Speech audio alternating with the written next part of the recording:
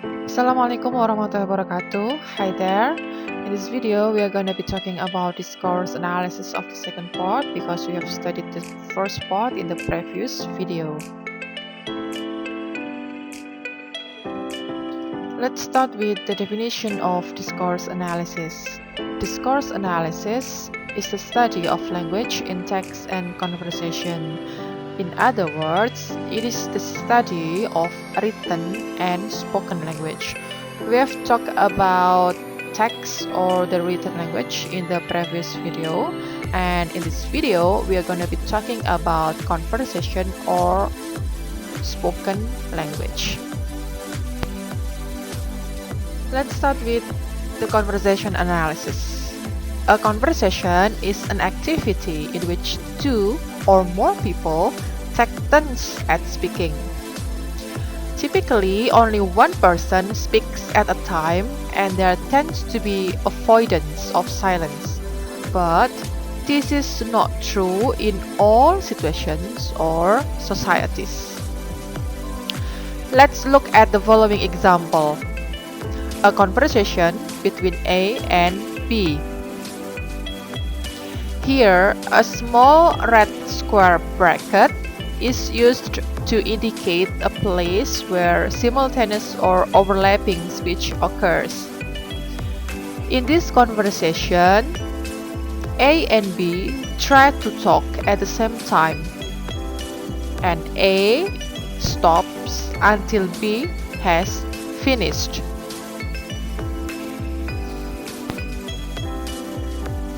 Usually, participants wait until one speaker indicates that he has finished by signaling a completion point.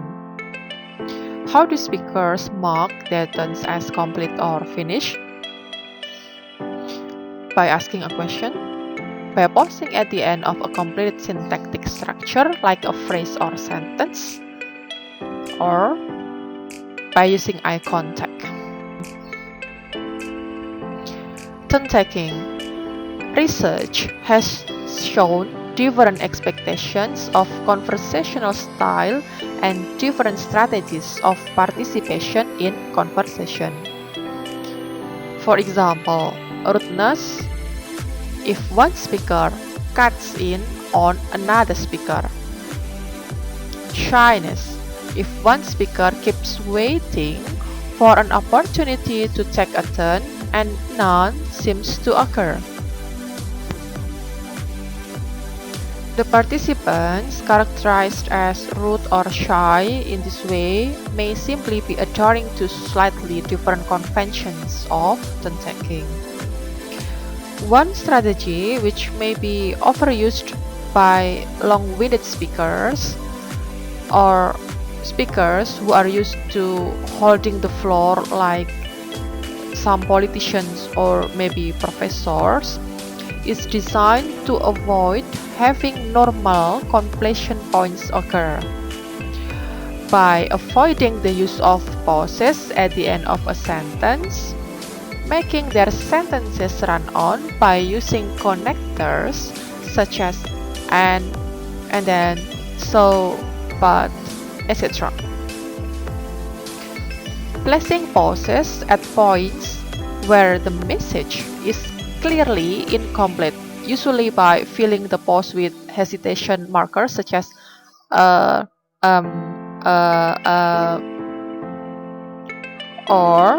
by avoiding eye contact. Now let's discuss the cooperative principle. An underlying assumption in most conversational exchanges seems to be that the participants are cooperating with each other. Here, in order to make conversation understood by the speaker and hearer, there must be the general principle of language use, which is called the cooperative principle. The cooperative principle is stated in the following way. Make your conversational contribution such as is required at the stage at which it occurs by the accepted purpose or direction of the talk exchange in which you are engaged. Here, there are 4 maxims of the cooperative principle. The first one is quantity maxim. Make your contribution as informative as is required, but not more or less than is required. Quality maxim. Say the truth. Relation maxim. Be relevant. And manner maxim. Be clear, brief, and orderly. Let's look at the example of obeying the quality maxim. A conversation between a father and his son. Why did you come late last night? His son replied, the motorcycle was broken down. Here, the son obeys the quality maxim because he gives the truth that his motorcycle was broken down so that he came late.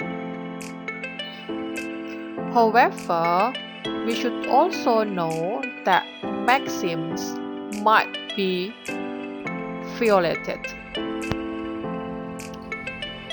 Let's look at the example of violating the quality maxim below. A conversation between a son and his father. Jakarta is in Malaysia, isn't it, father? And his father replied, and London is in America, I guess.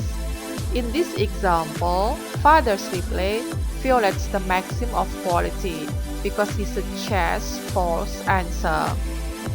However, we are still able to interpret that actually the father implies his son's statement is incorrect. Implicatures. Implicature is an additional conveyed meaning. Let's look at the following example. A conversation between Carol and Lara. Are you coming to the party tonight?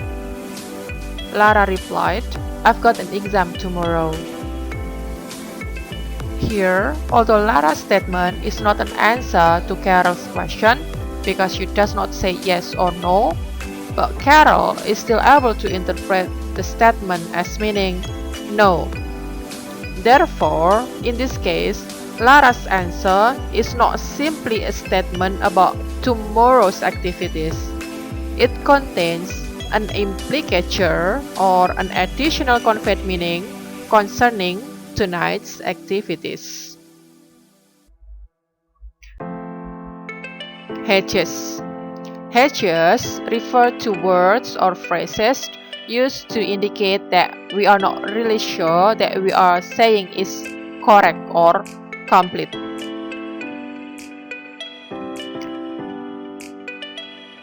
Hedges are concerned with the crescent maxims, and they can be referred to as cautious notes. We use hedges to show that we are concerned about the maxims while being cooperative participants in conversation. Let's look at the examples of hedges in concerning the quality maxim.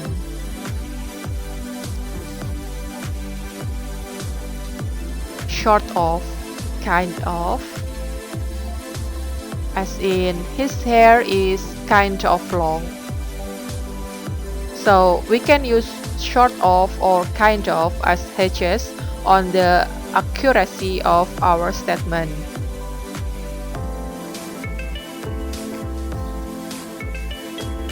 Let's look at the other examples of hedges on the quality maxim.